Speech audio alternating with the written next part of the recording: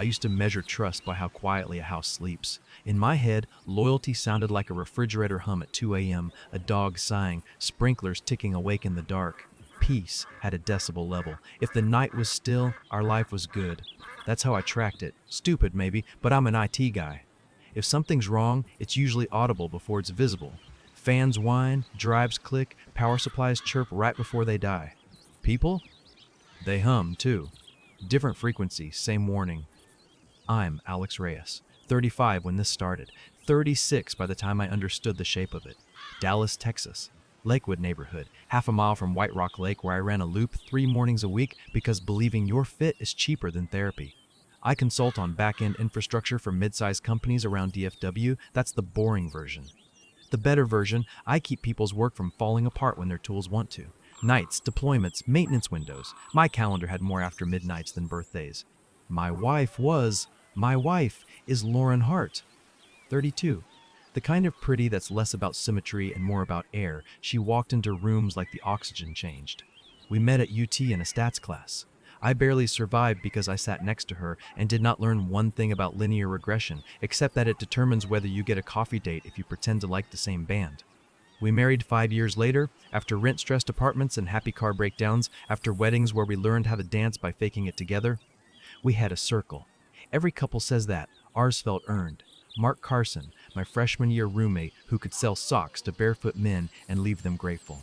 Evan Holt, who went from wrestling team to EMT to firefighter because his body needed to do something brave hourly. Chris Lang, the glue guy, real estate agent with a talent for assembling barbecues and people alike. Their girlfriends, sometimes. Jenna with Mark, on and off, which is a polite way to say chaos. Priya, who is just this side of engaged to Evan, she's the one you want calling 911 because her voice makes you breathe steadier. And Talia with Chris, who took pictures of everything like the world was a gallery and we were the exhibit. We were cliches and it was fine. Cowboys on Sundays at Mark's place, brisket runs to Pekin Lodge like pilgrimages, tubing on the Guadalupe with sunburns no one learned from. They were groomsmen at our wedding. I was the one who carried Mark home from his divorce party when I should have carried him to a meeting instead. They were the men who knew my life story out of order and still found it funny. When Lauren said, "The guys want to go out dive bar nostalgia before adulting swallows us," I said, "Have fun. Why wouldn't I? They were ours." I didn't have the bone in me that grows suspicion at familiar footsteps. I thought my life's risks came from failing rate arrays and CFOs who think the cloud is a mist you can put feelings into. The first hairline crack was nothing. It always is. Lauren started late nights that sounded plausible stacked next to my late nights. Jess decompressed after a brutal week, she'd say. Megan's guy is being an idiot. I can't leave her alone at a bar, she'd say. I wouldn't have questioned it if the guys didn't tell the same story with different nouns.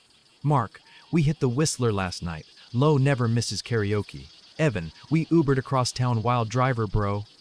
Lauren would say she was at a wine bar with the girls, and then look at Evan like his mouth had betrayed her. The next crack was a receipt.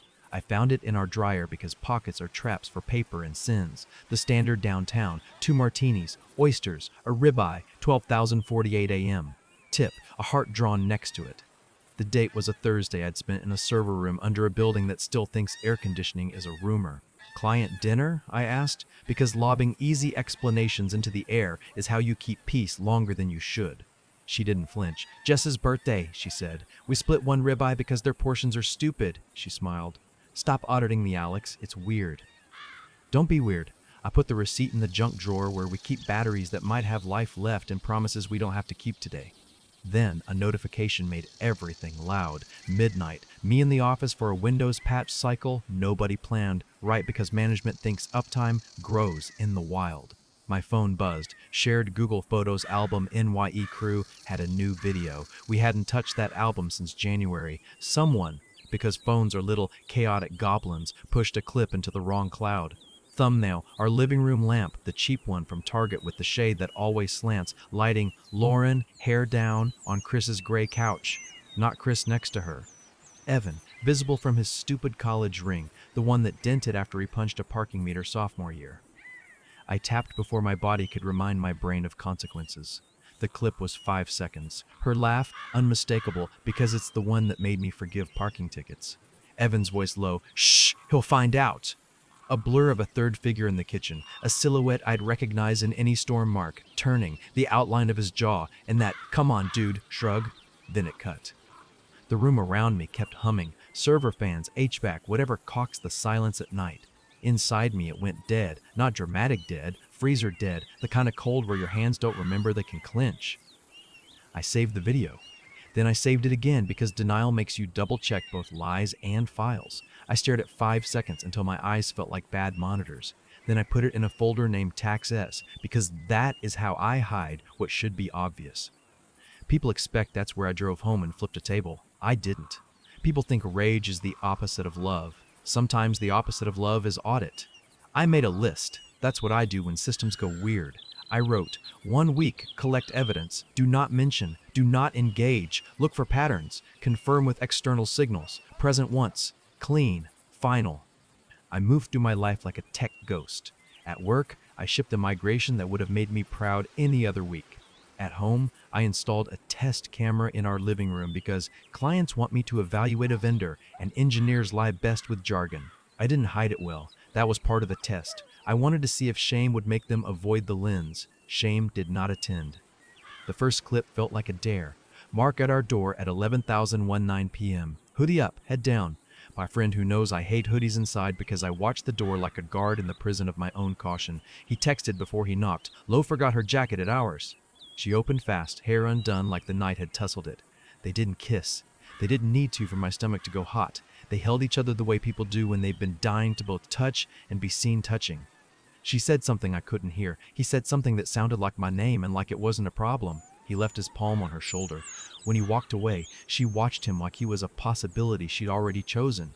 Then Evan, 2 nights later with a six-pack and an apology to the air. Alex out, Chris behind him like a cheerful bouncer with whiskey. They shot pool on our foldable table while Lauren sat on the couch, 6 inches away from being honest. Evan's hand found those 6 inches. Chris poured.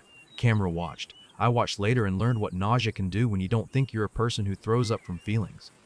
I checked Uber receipts, shared history because we're the kind of couple who forgets which card pays for what until you attach all of them to everything.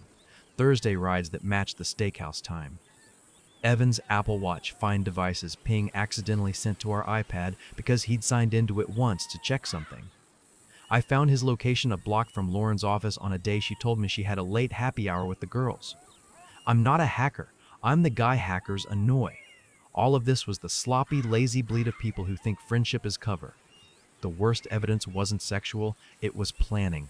A group chat I wasn't in, obviously captured on a screen recording because Priya, God bless her calm, sent it to me a week later with the message, "I'm so sorry." It was called Kitchen Crew, members, Mark, Evan, Chris, Lauren. The tone was the tone of people congratulating themselves on logistics. Alex has a deployment Monday night. Lo, come by after 10. I'll cover if he FaceTimes. Say we're here. Don't forget the back gate is sticky. Push, not pull. Mark's joke in between like vulnerability. If you tell me to stop, I will. Evan's 3 fire emojis and a lol. Lauren, he trusts you guys. Don't make me feel like a monster. Chris, we got you, fam. I stared at fam until the letters weren't letters. You don't plan cheating like a potluck with fam. You don't put fam on a wound. Priya's message followed the screen recording. I checked Evan's phone after he left it. I wasn't looking for you. I was looking for myself. I didn't know how to tell you. You don't deserve this. Neither do I. She asked me not to tell Evan how I knew. I promised what honest men promise, that I would take the hit myself and not make her life smaller. By Friday, I had a folder as neat as a lawsuit. Not porn, not sensational. Dots you could draw a line through without a ruler, timestamps, receipts, GPS pins, door cam video. The 5 seconds that broke me. The text where my wife asked my friends to help her schedule it. The evidence was so clean, it felt boring. I wanted it to be messy so I could pretend ambiguity. I got clarity instead. I picked my moment like I picked maintenance windows. Maximum impact, minimum plausible deniability. Chris's birthday was Saturday. He'd rented a big backyard projector because Chris is the king of, I know a guy, and there was going to be a slideshow to roast me with the college years. It was perfect or cruel depending on what you think of fate. I just thought, a system has scheduled downtime? Deploy truth. Saturday came heavy and humid. Dallas summers do that thing where night doesn't cool exactly, it just stops getting hotter. Strings of Edison bulbs turned Chris's yard into a Pinterest board. There were coolers everywhere, 2 kegs, a taco truck in the driveway because Chris refuses to ask people to bring their own food on his birthday, music loud enough to make neighbors text, "Turn it down," with winky faces. Lauren looked like the life of a party we hadn't been invited to when she had on that black sundress I liked because I didn't know what it meant yet. She kissed my cheek. I flinched anyway. She noticed. "Don't be weird tonight," she said softly. "A pet owner to a skittish dog?" I smiled the way I know how to when I'm about to light a match. Around 9, after everyone had told the story of Chris's alpaca incident, don't ask, it involves a petting zoo and a poor sense of gaits. He clapped loudly and yelled, "Gather up! Nostalgia time, baby!" People pulled lawn chairs into a semicircle facing the sheep pinned to his fence. He handed me the remote because Alex knows how to make tech obey. He winked.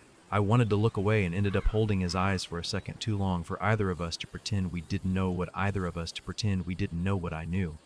The first slide was a baby fat photo of Chris with a mullet. Laughter. The second was Mark in his ridiculous neon tank. More laughter.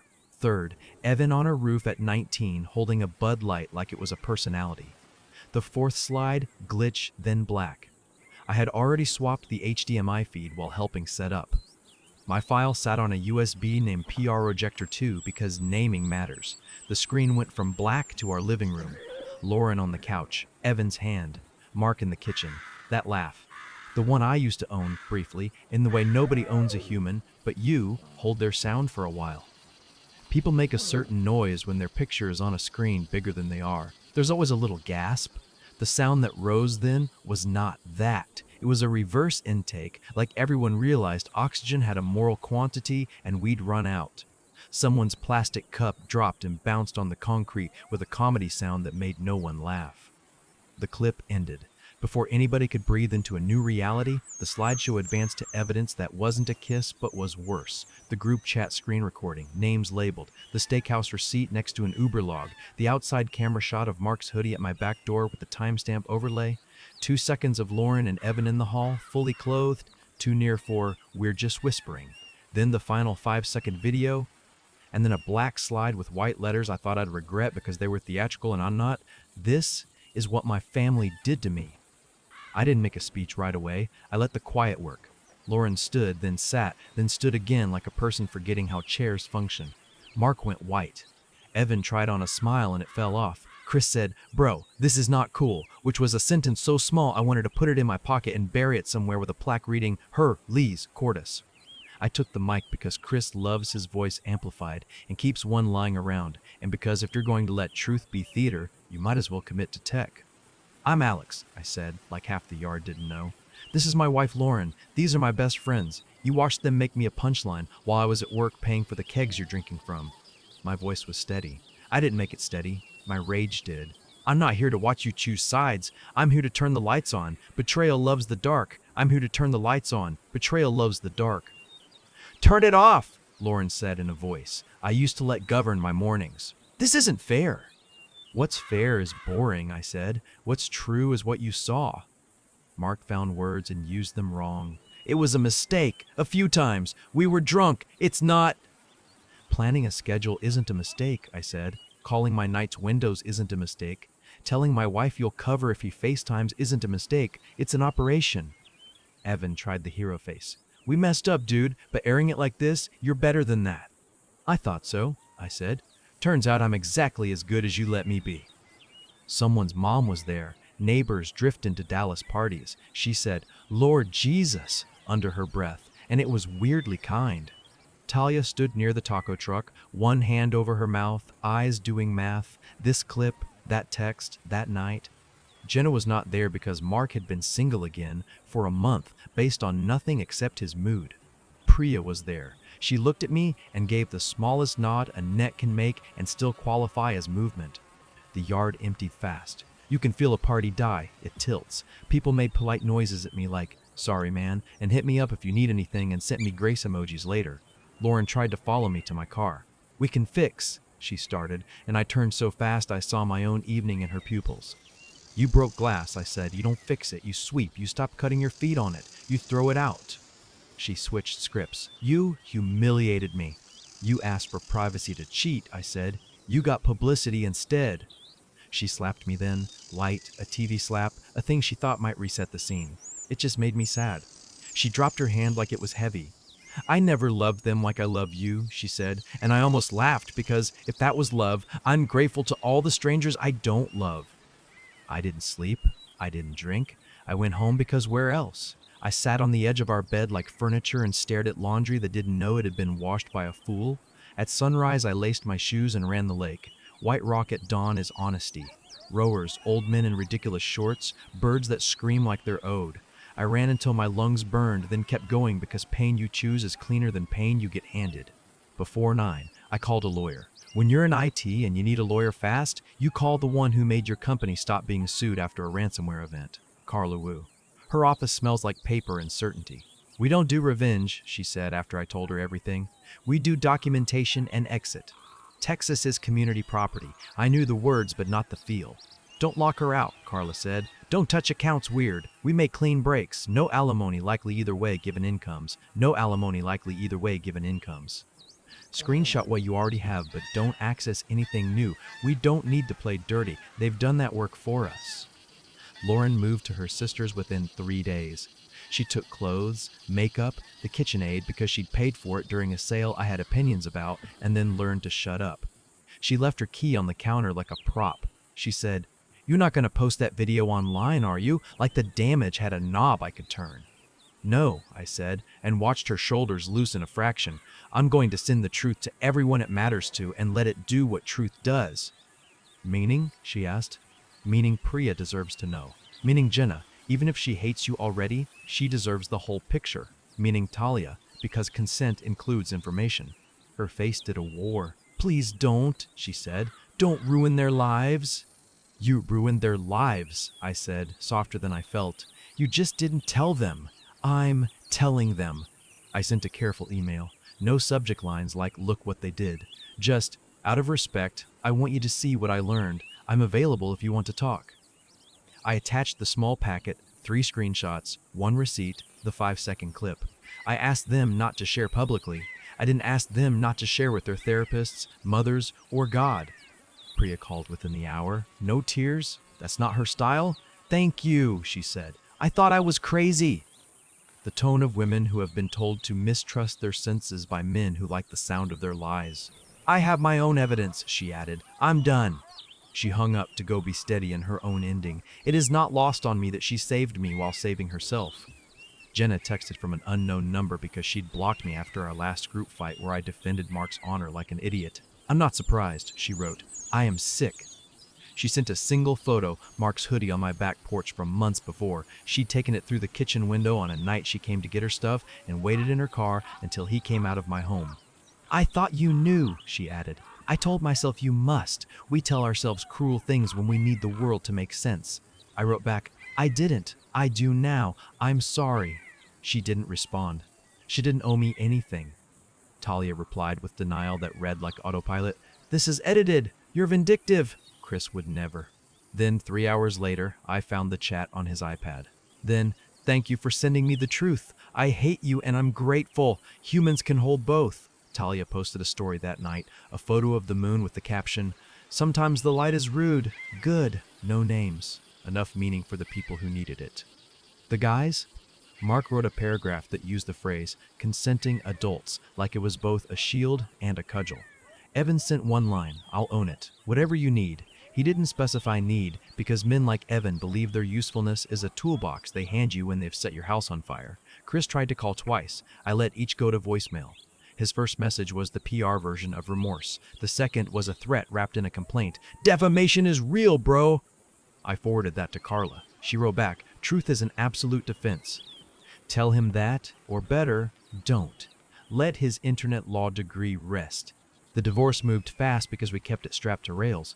Bank accounts split by math that made me miss nap time. House appraised, sold to a couple who loved my stupid refrigerator hum theory because they believed in ghosts and wanted to befriend them. We split equity. No kids, no shared business, no lingering obligations except the ones that don't show up on documents. We signed. The judge asked routine questions and I answered like I was confirming a server reboot. If you think that was the last twist, you haven't been listening. The next one arrived through the same quiet channel. "Everything good did in this story. a woman choosing truth. 2 weeks after the party, Priya knocked on my door holding a manila envelope like a nurse holding a vaccine. We sat at my borrowed kitchen table because the house was in escrow and I was living in boxes. She slid the envelope over. "I don't need this for me," she said. "I already left him, but you might need it for sanity." Inside, printed screenshots from a group chat I didn't know existed. The thread name made my skin crawl harder than kitchen crew had. Game night. Members: Mark, Evan, Chris. No Lauren. This was the boys' table. Old messages spanning months. Jokes about points. A spreadsheet photo with columns that made my ears ring. Flirt, kiss, full send, overnight in his house. Mark making a joke about achievements like an Xbox, unlocked, reverse UNO, Chris adding rules, Evan adding check marks. They had turned my life into a scoreboard, my wife into a challenge, and me into the prize you win by not respecting your friend. I had to stand up to keep from shaking. Priya touched the table with 2 fingers like ground. "I'm so sorry," she said. "I found it when I was looking through the iPad for a picture and saw notifications from a file app. They tried to password it like geniuses. The password was beer." She smiled without humor. "I thought about sending it to everyone. I'm tired of being the only adult in rooms full of boys." "You did enough," I said. "You didn't ask to be the archivist of our mess." I scanned the pages into a PDF because documentation is the only prayer I know. I didn't blast it. I sent exactly one copy to Carla with a note: "Do we need to protect against incoming nonsense?" Carla called and let me hear her type. "This," she said, "isn't illegal so long as no one shared images without consent, which we will not. It is disgusting. If anyone files anything, we file this as a timeline exhibit and watch them disintegrate under their own words." The incoming nonsense arrived, predictably, from Chris. A letter on letterhead I'm sure his father's friend let him borrow, cease and desist. Phrases like harassment and false light, threats of damages to reputation. Carla wrote back on her own letterhead that smelled like competence, anti-slap, truth, and a paragraph that began, "If your client desires discovery into his communications, we welcome the opportunity." The letterhead war ended before the mailman could get thirsty. Mark tried a different tactic, a driveway apology. He parked badly, a metaphor he couldn't outrun, and stepped out with hands up. "Man," he said, "we need to talk, just you and me." "We are," I said, and kept my body between him and my door because boundaries are geometry before they're ethics. "I screwed up," he said. "It started as, I don't know, it didn't feel real. You were always working, she was always there." He thrust his chin toward my house like it was an explanation. "I thought you'd never know. I didn't mean to fall for her." "You didn't fall," I said. "You stepped." He exhaled. "We're brothers." "We were," I said. "Brothers don't turn each other's wives into team-building exercises." He nodded like he respected the line. Then he ruined it by saying, "So we're good?" I shut my door. He texted a long paragraph later about clean slates. I blocked his number the way you turn off a server that keeps waking itself up. Evan's apology was quieter and better. He asked to meet at White Rock, where men say truer things because lakes make you honest if you look at them long enough. He had a shaved head penance or heat and a coffee he didn't drink. "No excuses," he said before I sat. "I could give you childhood trauma, addiction I never treated because the city makes you think adrenaline is therapy. But I knew you. I knew what you gave us. I knew she was your wife and that should have closed every door. I opened windows instead." He swallowed. "I lost Priya. I deserve that. I hope you get something better than us." We sat in a silence that didn't hurt. "I'm moving stations," he said. "Different side of town. I asked for it." "Good," I said. "Don't apologize to me again unless it's for me. Call the women you hurt and sit still when they tell you the cost."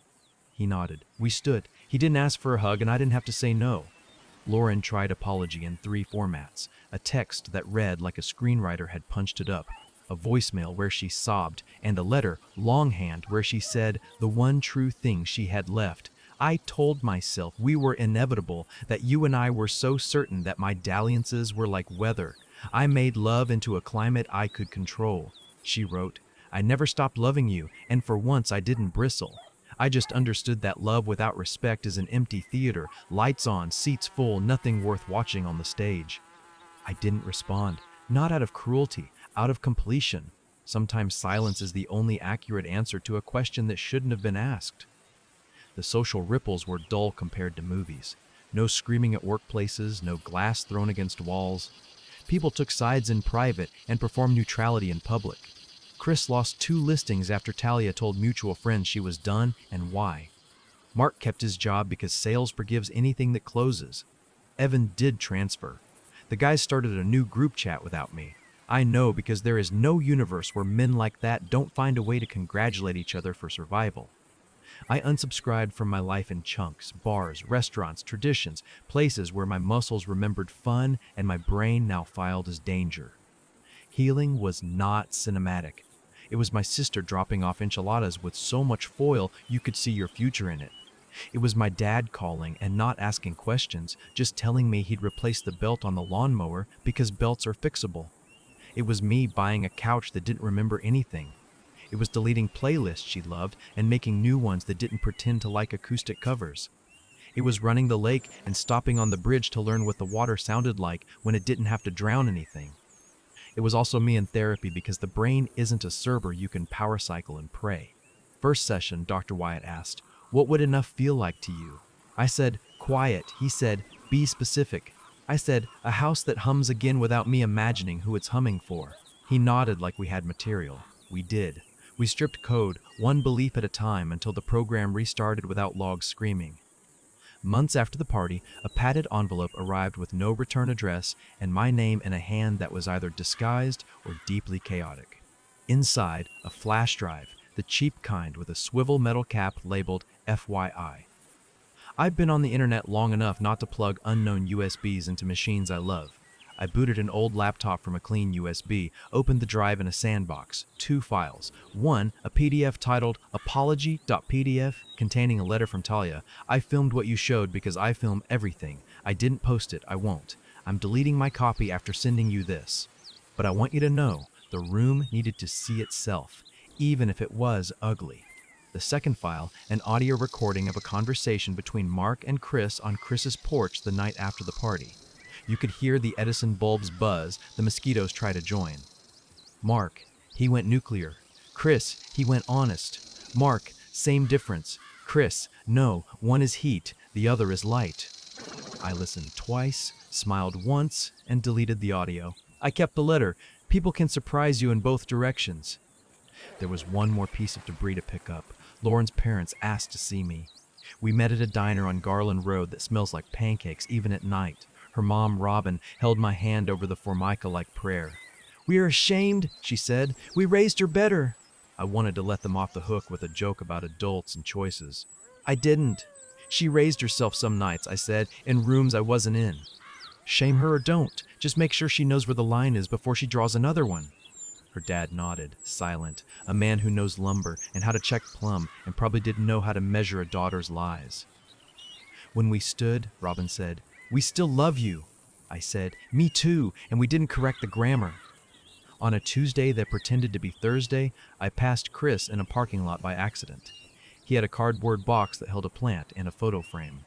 The frame had the kind of picture you use when you want to suggest a life, friends laughing at a table that cost too much. He saw me and performed the smile he used when he negotiated counteroffers. Then he stopped performing. "I'm sorry," he said. "No qualifiers. If I could go back." "You can't," I said. "You can go forward. Learn to be the guy who says no to a game before someone bleeds." He nodded. "We were cruel," he said. "We called it fun." I let him leave without making him do penance for me. Penance isn't useful unless you assign it to yourself. People online have strong feelings about public reveals. I get DMs when this story surfaces in a friend of a friend retelling. King, psycho, legend, abuser. Humans love extremes. It helps us pick hats. I try not to wear any. I did what I could live with. I turned on a light. If you think that's violence, I hope your life stays small enough for shadows to feel like safety. The real ending isn't a bang. It's a Wednesday where my house makes the right noises, the fridge hum, the dog I finally adopted, lanky rescue named Circuit snoring faintly, the sprinklers shushing the lawn like gossip they promise not to repeat. I cook an omelet that stays together and doesn't pretend to be art. I sit at a new table with no names carved under it, no history pressed into the wood by elbows that lied here. I check the logs of my own life like a responsible admin and find no unauthorized access, just me, just breath. Just a man who learned that you can't crowdsource your sense of right to the people who clap the loudest when you get it wrong. And I think Rarely now about the scoreboard the boys made. About the night I made one slide that said, "This is what my family did to me," and how drama isn't my style, and how sometimes, when rot spreads quiet, drama is just another word for disinfectant. You don't keep the smell of bleach in your house forever, but sometimes you need a clean that bites. If you're listening because something in your life hums wrong at 2 a.m., I can't tell you what to do. I can tell you that love without boundaries invites panic and calls it spontaneity. I can tell you that friends who ask you to make yourself smaller to fit their fun are measuring you for a box you won't like. I can tell you that you are not furniture in other people's rooms. You can leave. You can flip the switch. You can stand in your yard and say, "Look, what would you have done at that party? Go private or go public? Would you confront one by one or show everything at once? Drop your take below.